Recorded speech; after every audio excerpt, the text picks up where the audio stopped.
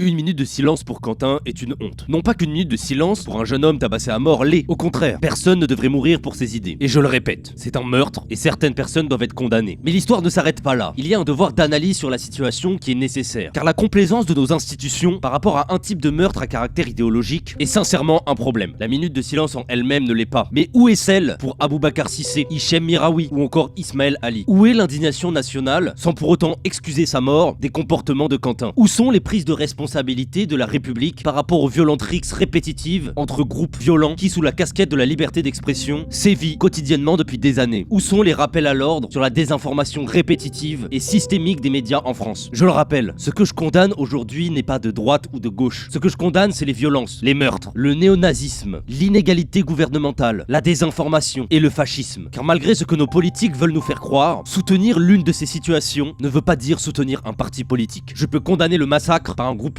antifasciste tout en condamnant les violences d'extrême droite ainsi que la complaisance politique envers celle-ci. Épisode 32, le gratin dauphinois, la situation Quentin Derange. Les chapeaux!